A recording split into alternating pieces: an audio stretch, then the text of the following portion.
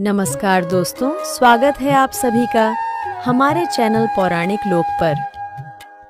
शुक्रवार का व्रत उठाएं, संतोषी माता की शरण में आएं। गुड़ और चने का भोग लगाएं, जीवन में सदा ही सुख पाएं। संतोषी माता की जय। बोलिए मित्रों, जय मां संतोषी। हे मां संतोषी, आप हम सभी भक्तों पर अपनी कृपा सदा ही बनाए रखना।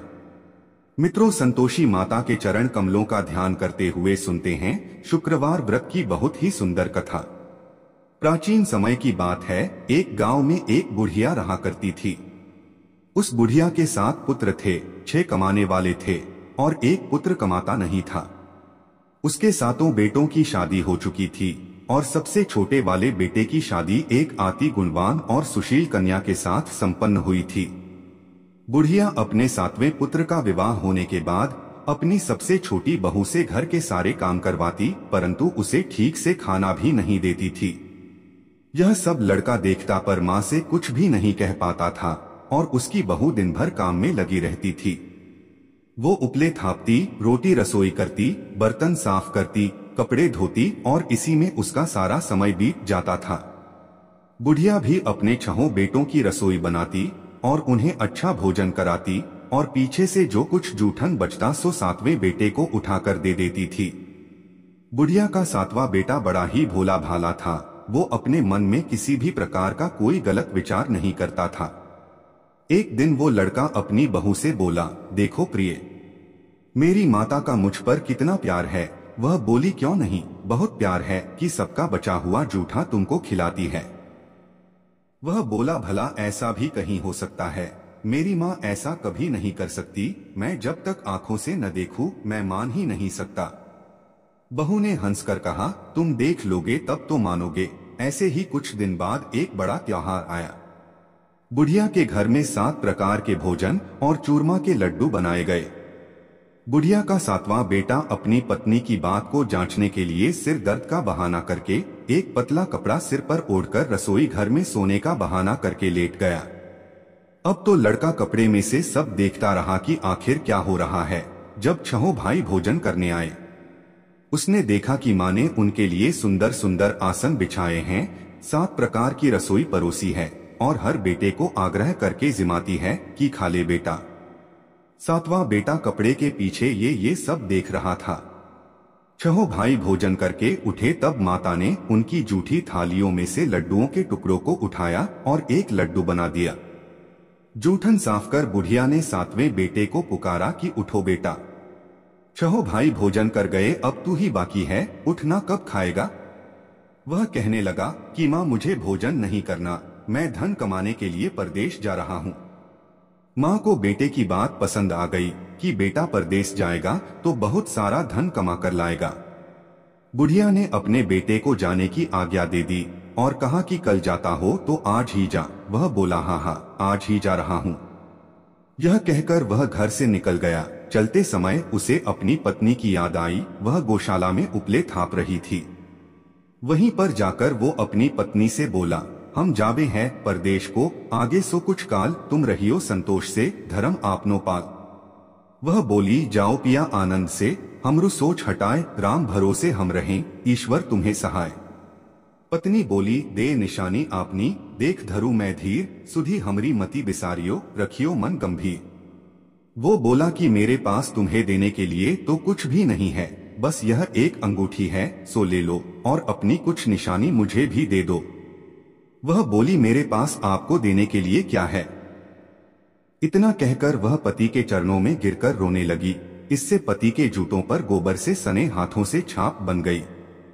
वह घर से चल दिया और कई दिनों तक चलता रहा और चलते चलते वो एक दूर देश में जा पहुंचा। वहां पर एक बड़े साहूकार की दुकान थी। वहां जाकर वो कहने लगा, सेठ जी, मुझे धन की बहुत आवश्यकता है, मुझे आप नौकरी पर रख लो। साहूकार को भी काम के लिए एक व्यक्ति की जरूरत थी, तो वह बोला कि ठीक है, रह जा।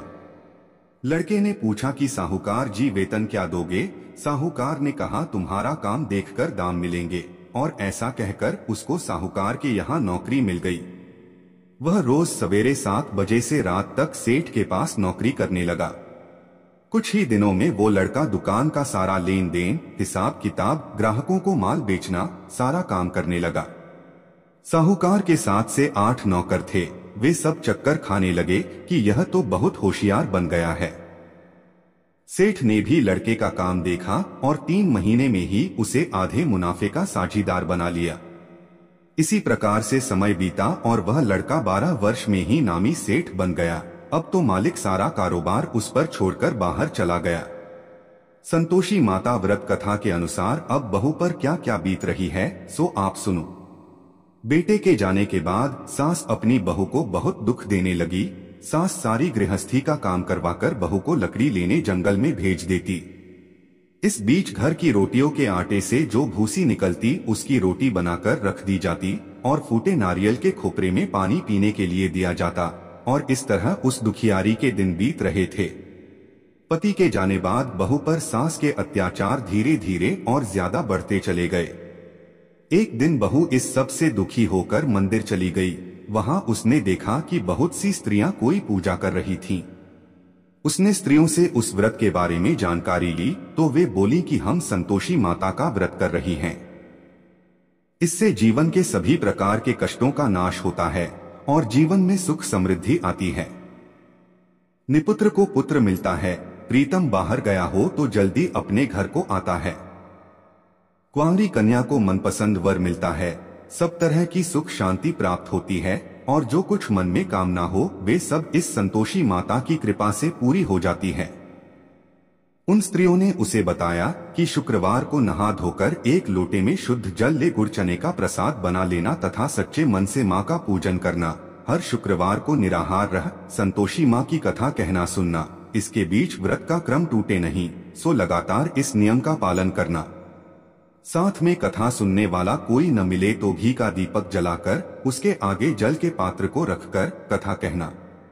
जब तक कार्य सिद्ध न हो नियम पालन करना और कार्य सिद्ध हो जाने पर ही व्रत का उद्यापन करना। 3 मास में माता व्रत का फल पूरा करती है। यदि किसी के खोटे ग्रह हो तो भी माता 1 वर्ष में अवश्य कार्य को सिद्ध करती हैं। इसलिए कार्य सिद्ध होने पर ही उद्यापन करना चाहिए, बीच में नहीं। उद्यापन में 2.5 सेर आटे का खाजा तथा इसी परिमाण से खीर तथा चने का साग तैयार करना। 8 लड़कों को भोजन कराना। जहां तक मिले देवर जेठ भाई बंधु कुटुंब के लड़के लेना, न मिले तो रिश्तेदारों और पड़ोसियों के लड़के बुलाना, उन्हें भोजन कराना, यथाशक्ति दक्षिणा देना और माता का व्रत पूरा करना। इस दिन खटाई भूल कर भी मत खाना और न ही किसी को खाने को देना और दिन में 1 वक्त भोजन करना। उन महिलाओं से व्रत का सारा विधान सुनकर अब तो बहू हर शुक्रवार को पूरी सच्ची श्रद्धा से संतोषी माता का व्रत करने लगी। संतोषी माता की कृपा से कुछ ही दिनों के बाद उसे अपने पति का पत्र मिला, साथ ही पति के भेजे हुए पैसे भी आ गए। यह सब देखकर जेठानी मुंह सिकोड़ने लगी और बोली, इतने दिनों में पैसा आया, इसमें क्या बड़ाई है। लड़के ताने देने लगे, काकी के पास अब पत्र आने लगे, रुपया आने लगा, अब तो काकी की खातिर बढ़ेगी, अब तो काकी बुलाने से भी नहीं बोलेगी। बेचारी सरलता से कहती, भैया पत्र आवे रुपया आवे तो हम सबके लिए अच्छा है। ऐसा कहकर आंखों में आंसू भरकर संतोषी माता के मंदिर में आकर मातेश्वरी के चरणों में गिरकर रोने लगी और बोली कि माँ, मैंने तुमसे पैसा नहीं मांगा, मुझे पैसे से क्या काम है, मुझे तो अपने सुहाग से काम है। मैं तो अपने स्वामी के दर्शन और सेवा मांगती हूँ। तब माता ने प्रसन्न होकर कहा, जा बेटी, तेरा स्वामी बहुत जल्दी तेरे पास आएगा।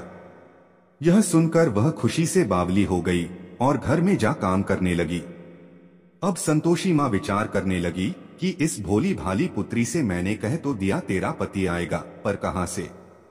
वह तो स्वप्न में भी इसे याद नहीं करता, उसे याद दिलाने मुझे जाना पड़ेगा।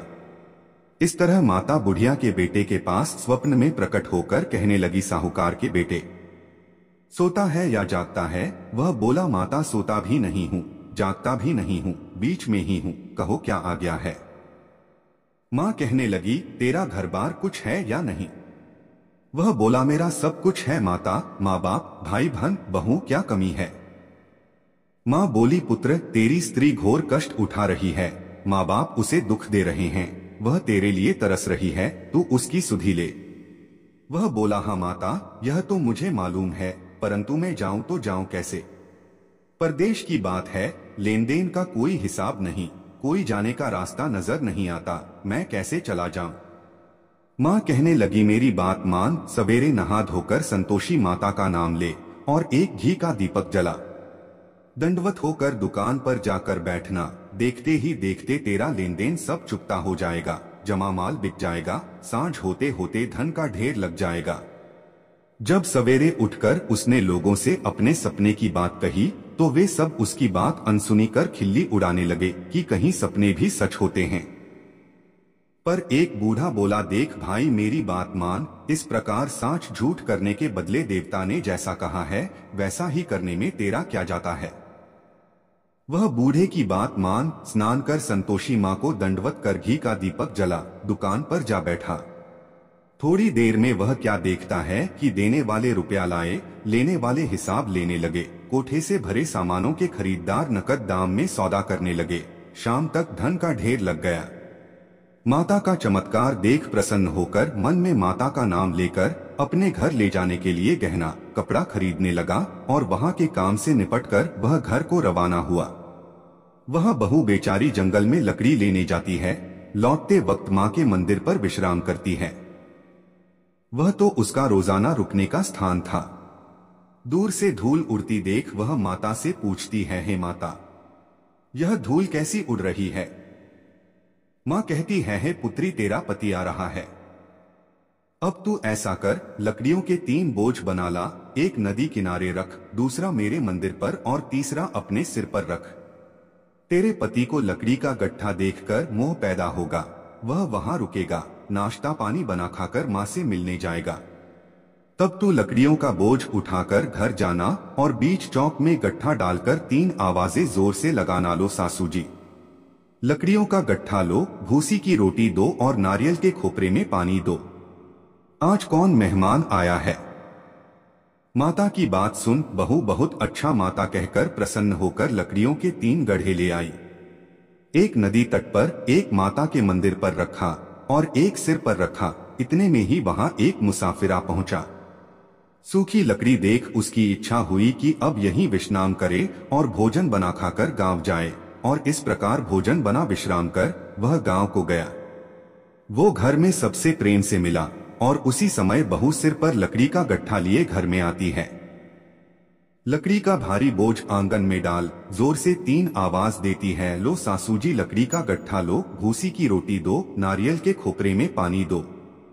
यह सुनकर सास बाहर आ गई, अपने दिए हुए कष्टों को भुलाते हुए कहती है, भू ऐसा क्यों कहती है? तेरा मालिक तेरा पति आया है। अब बैठ, मीठा भात खा, भोजन कर, कपड़े घने पहन। इतने में आवाज सुन उसका स्वामी बाहर आता है और अपनी अंगूठी देख व्याकुल हो माँ से पूछता है, माँ यह कौन है? माँ कहती है, बेटा यह तेरी बहू है, आज 12 वर्ष हो गए तू जब से गया है, तब से सारे गांव में जानवर की तरह भटकती फिरती है, कामकाज घर का कुछ करती नहीं, 4 समय आकर खा जाती है। अब तुझे देखकर भूसी की रोटी और नारियल के खोपरे में पानी मांगती है। वह लज्जित हो बोला, ठीक है माँ, मैंने इसे भी देखा है और तुम्हें भी देखा है। अब मुझे दूसरे घर की चाबी दो तो उसमें ही रहूंगा। तब माँ बोली, ठीक है बेटा, तेरी जैसी मर्जी। इतना कहकर चाबी का गुच्छा पटक दिया। उसने चाबी लेकर दूसरे कमरे में जो तीसरी मंजिल के ऊपर था खोलकर सारा सामान जमाया और एक दिन में ही वहां राजा के महल जैसा ठाट बाट बन गया। अब क्या था, वे दोनों पति पत्नी सुखपूर्वक रहने लगे और इतने में अगला शुक्रवार आया। बहू ने अपने पति से कहा कि मुझे माता का उद्यापन करना है। पति बोला, बहुत अच्छा, खुशी से करो, और वह तुरंत ही उद्यापन की तैयारी करने लगी। जेठ के लड़कों को भोजन के लिए कहने गई। उसने मंजूर किया, परंतु पीछे जेठानी अपने बच्चों को सिखलाती है, देखो रे, भोजन के समय सब लोग खटाई मांगना, जिससे उसका उद्यापन पूरा न हो। लड़के जीनने आए, खीर पेट भरकर खाई, परंतु याद आते ही कहने लगे, हमें कुछ खटाई दो, खीर खाना हमें भाता नहीं, देखकर अरुचि होती है। बहू कहने लगी खटाई किसी को नहीं दी जाएगी, यह तो संतोषी माता का प्रसाद है। लड़के तुरंत उठ खड़े हुए, बोले चाची पैसा लाओ। भोली बहू कुछ जानती नहीं थी सो उन्हें पैसे दे दिए। लड़के उसी समय जाकर के इमली ला खाने लगे और यह देखकर बहू पर माताजी ने कोप किया। माता के क्रोध से राजा के दूत उसके पति को पकड़कर ले गए और जेल में बंद कर दिया। इस सब से जेठ जेठानी बहू को खोटे वचन कहने लगे कि लूट लूट कर धन इकट्ठा करके लाया था, सो राजा के दूत पकड़कर ले गए चोर को। अब सब मालूम पड़ जाएगा जब जेल की हवा खाएगा तो। बहू से यह वचन सहन नहीं हुए। वो रोती रोती माता के मंदिर में गई, बोली है माता तुमने यह क्या किया, हंसाकर अब क्यों रुलाने में लगी हो। माता बोली पुत्री तूने गलत उद्यापन करके मेरा व्रत भंग किया है, तूने इतनी जल्दी सब बातें भुला दी। वह कहने लगी माता भूली तो नहीं हूँ, न कुछ अपराध किया है, मुझे तो लड़कों ने भूल में डाल दिया। मैंने भूल से उन्हें पैसे दे दिए, मुझे क्षमा कर दो। माँ बोली ऐसी भी कहीं भूल होती है। वह बोली माँ मुझे माफ कर दो, मैं फिर तुम्हारा उद्यापन करूंगी। माँ बोली ठीक है, पर अब भूल मत करना। वह बोली अब नहीं होगी। माँ बोली जा पुत्री, तेरा पति तुझे रास्ते में ही आता मिलेगा। और वह घर को चल दी। राह में पति आता मिला तो उसने पूछा तुम कहाँ गए थे। तब वह कहने लगा इतना धन कमाया है, उसका कर राजा ने मांगा था, वही भरने गया था। वह प्रसन्न होकर बोली भला हुआ, अब घर चलो। कुछ दिन बाद फिर शुक्रवार आया। वह बोली मुझे माता का उद्यापन करना है। पति ने कहा ठीक है करो। वह फिर जेठ के लड़कों से भोजन करने को कहने गई तो जेठानी ने एक दो बातें सुनाई और लड़कों को सिखा दिया कि तुम पहले ही खटाई मांगना। लड़के कहने जगह में खीर नहीं खाना, जी बिगड़ता है, कुछ खटाई खाने को देना। वह बोली खटाई खाने को नहीं मिलेगी, आना हो तो आओ। और ऐसे वह ब्राह्मणों के लड़के बुलाकर भोजन कराने लगी। यथाशक्ति दक्षिणा की जगह एक एक फल उन्हें दिया और इससे संतोषी माता प्रसन्न हुई। माता की कृपा होते ही 9वें मास उसको चंद्रमा के समान सुंदर पुत्र प्राप्त हुआ। वो पुत्र को लेकर प्रतिदिन माता जी के मंदिर में जाने लगी। माँ ने सोचा कि यह रोज आती है, आज क्यों न मैं ही इसके घर चलूं, इसका आसरा देखूं तो सही। यह विचार कर माता ने भयानक रूप बनाया। गुड़ और चने से सना मुख, ऊपर सूंड के समान होंठ, उस पर मक्खियां भिनभिना रही थीं। दहलीज में पाव रखते ही उसकी सास चिल्लाई देखो रे, कोई चुड़ैल डाकिन चली आ रही है, लड़कों इसे भगाओ नहीं तो किसी को खा जाएगी। लड़के डरने लगे और चिल्लाकर खिड़की बंद करने लगे। यह सब बहू रोशनदान में से देख रही थी। प्रसन्नता से पगली होकर चिल्लाने लगी आज मेरी माता जी मेरे घर आई हैं। यह कहकर बच्चे को दूध पिलाने छोड़ देती है। इतने में सास का क्रोध फूट पड़ा, बोली रांड इसे देखकर कैसी उतावली हुई है जो बच्चे को पटक दिया।